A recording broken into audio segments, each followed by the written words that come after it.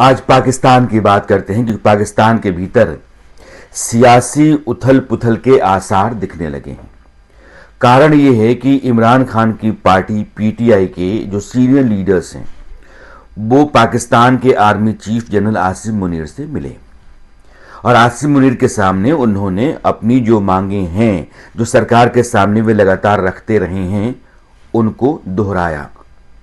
अब सवाल यह है कि पाकिस्तान की जो इंतजामिया, जिसको हम फौज कहते हैं, उसके प्रमुख के सामने, आर्मी चीफ के पास अगर इमरान खान की पार्टी जाती है, इसका मतलब यह है कि उनको पता है कि व्यवस्था के भीतर अगर आपको समीकरण बदलने हैं तो आर्मी की मदद और आर्मी चीफ की सहमति आपके लिए जरूरी है।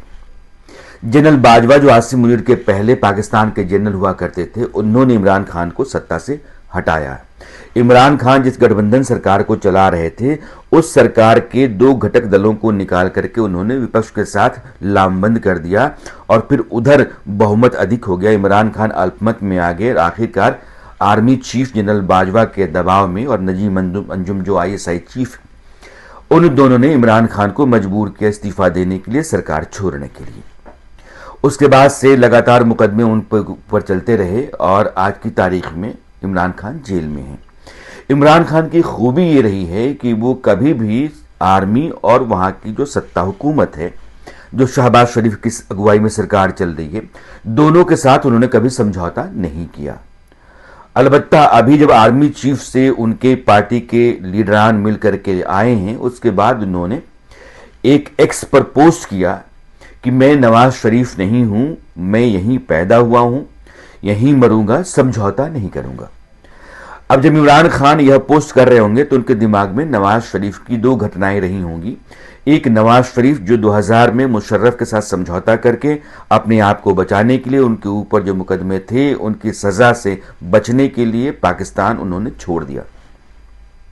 और दूसरी दफा जब हाल में चुनाव हुए पाकिस्तान के भीतर और PMLN नवाज शरीफ की अगुवाई में सरकार बनने की स्थिति आई, तो वो लौट करके लंदन से आए। उन्होंने कहा कि मुझे आप वजीर आजम बना दीजिए, लेकिन सेना प्रमुख ने कहा कि आप वजीर आजम नहीं बन सकते हैं, आपकी बेटी पंजाब की वजीर आला मुख्यमंत्री बन जाएं और आप पाकिस्तान के प्रधानमंत्री बन जाएं।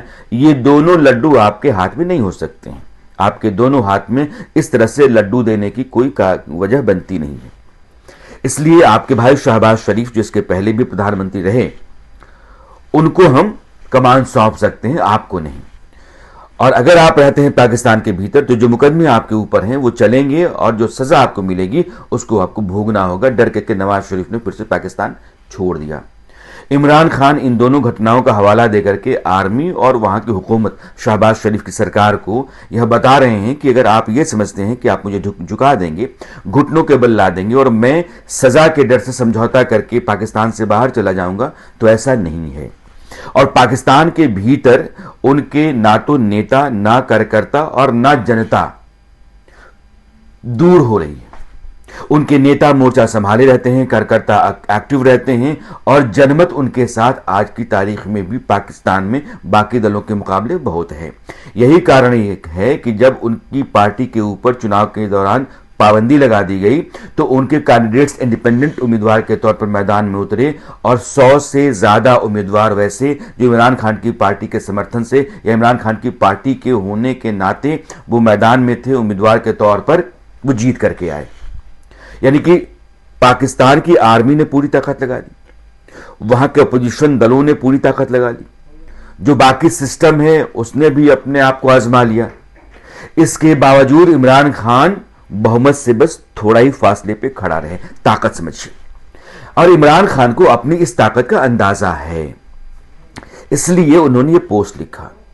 अब आर्मी चीफ आसिम मुनीर, अगर कोई ऐसी सूरत बनती है कि उनको सरकार बदल करके और नई सरकार बनाने की स्थिति दिखती है या जरूरी लगता है, तो इमरान खान के साथ उनका रिश्ता बेहतर होना चाहिए और इमरान खान का समर्थन लेकर के मुल्क के भीतर जो सेना को लेकर के भी नाराजगी है उसको कम करने की अगर वो सोचते हैं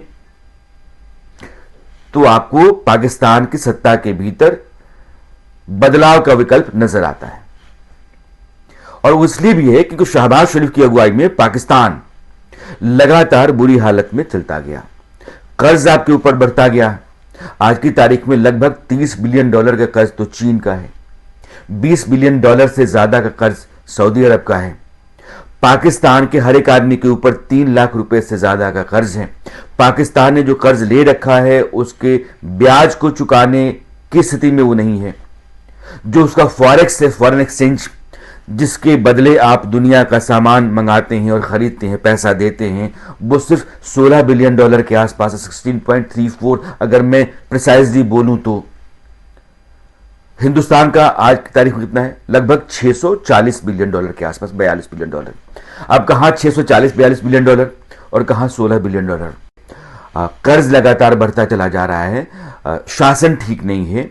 बलूचिस्तान में, खैबर पख्तूनख्वा में खून खराबा चल रहा है। अफगानिस्तान के साथ फौज जो है एक जंग की स्थिति में है। पाकिस्तान चारों तरफ से घिरा हुआ है, मुसीबतें उसके चहुओर हैं। और इसका अगर किसी के ऊपर ठीकरा फूटता है तो शहबाज शरीफ है। और शहबाज शरीफ को इमरान खान के हक में जनमत के होने के बावजूद जिता करके सत्ता में बिठाने का जिम्मा किसका था? सेना का था। सेना का मुखिया कौन? आसिम मुनीर। तो अगर शहबाज शरीफ आम आदमी की नजर में एक गलत सरकार के मुखिया हैं और वो सही प्रधानमंत्री नहीं है, तो उनको प्रधानमंत्री के पद पर बिठाने के लिए सेना भी जिम्मेदार है और सेना का मुखिया भी। अब इस गुनाह से, इस इल्जाम से लोगों की नाराजगी या गुस्से से बचने के लिए आसिम मुनीर कोई रास्ता टटोल रहे हैं। मैं ये नहीं कह रहा हूं कि तुरंत ये रास्ता निकल जाएगा, लेकिन रास्ता निकल सकता है, इस बात के आसार दिख रहे हैं। तो इमरान खान की पार्टी के लोगों से आसिम मुनीर का मिलना और सरकार के साथ भी उनका लंबे समय से बातचीत करते रहना, 3 दौर की बातचीत हो गई है। यह बताता है कि इमरान खान के जेल से बाहर निकलने, उनके कार्यकर्ताओं को रिहा करने और उनकी पार्टी के अनुकूल माहौल तैयार करने के लिए दबाव बना हुआ है इमरान खान की तरफ से। अमेरिका में जैसे ही ट्रंप की सरकार आती है और 20 तारीख को ट्रंप शपथ लेते हैं, तो जो मौजूदा सरकार है शहबाज शरीफ की, उसके लिए भी प्रॉब्लम होगी। और इमरान खान इसके पहले अमेरिका की जो बाइडेन सरकार के खिलाफ लगातार आवाज बुलंद करते रहे हैं अपने मुल्क के हक में, वो यह भी दलील दे सकते हैं कि वो जो डेमोक्रेट्स थे आपके देश में, हम उनको पसंद नहीं करते थे, इसलिए हम उनका विरोध करते थे। हम आपके हक में हैं, आपका समर्थन करते हैं, जो बाइडेन साहब को आपने हराया है और आप सत्ता में आए हैं ट्रंप साहब, आप हमारे साथ चलिए। तो जाहिर है कि ट्रंप चाहेंगे कि इमरान खान पाकिस्तान के भीतर आएं और वहां से शहबाज शरीफ जाएं। अगर पाकिस्तान के साथ एक बेहतर संबंध में अमेरिका चलना चाहता है, क्योंकि पाकिस्तान का जो स्ट्रेटेजिक लोकेशन है वो इंपॉर्टेंट, और चीन का वर्चस्व जैसे जैसे पाकिस्तान के ऊपर बढ़ता चला जा रहा है, वैसे वैसे अमेरिका की चिंताएं भी बढ़ रही होंगी। यही वजह है कि पाकिस्तान के ऊपर तमाम कर्जे के बावजूद वर्ल्ड बैंक और IMF, इन दोनों ने उसको बेल आउट पैकेजेस दिए हैं। वर्ल्ड बैंक ने कहा है कि हम 2025 से 2035 के बीच में आपको $40 बिलियन देंगे, आपकी जो प्रोजेक्ट्स चल रही हैं तरक्की के लिहाज से, इंफ्रास्ट्रक्चर के नाते, उन सारे प्रोजेक्ट्स को फाइनेंशियल सपोर्ट देने के लिए। तो वर्ल्ड बैंक और IMF ने भी $7 बिलियन का असिस्टेंस दिया था कि आप अपने लोग रोजाना के और महीने के जो खर्चे हैं वो चला सकें, इसलिए हम आपको पैसा दे रहे हैं।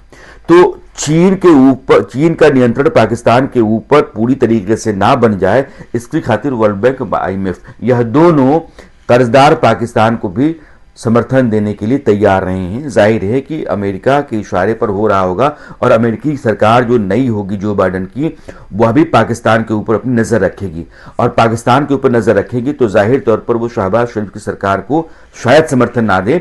उसके लिए बेहतर विकल्प इमरान खान हो सकते हैं, जो ट्रंप की सरकार है उस नाते। तो यह जो बातचीत चल रही है, हो सकता है कि आसिम मुनीर को इस बात का अंदाजा हो कि जो सरकार अमेरिका में बदल रही है, इमरान खान को सामने ला करके, उनके हाथ में कमान दे करके, या जो सरकार शहबाज की अगुवाई में चल रही है इसको हटा करके हम अमेरिका का समर्थन अपने लिए जुटा सकते हैं और अमेरिका के मुताबिक एक सरकार इमरान खान की अगुवाई में पाकिस्तान में चला सकते हैं, बना सकते हैं। तो सबके लिए बल्ले बल्ले वाली स्थिति हो जाएगी। इसलिए मुझे लगता है कि आसिम मुनीर ने पाकिस्तान में इमरान खान की पार्टी के नेताओं के साथ, जो सीनियर लीडर्स हैं, बातचीत का दौर शुरू किया है, और एक स्थिति बन रही है कि इमरान खान जेल से रिहा हों और पाकिस्तान के भीतर एक नया माहौल तैयार हो, और आने वाले कुछ महीनों में आपको वहां एक नई सरकार देखने को मिल जाए।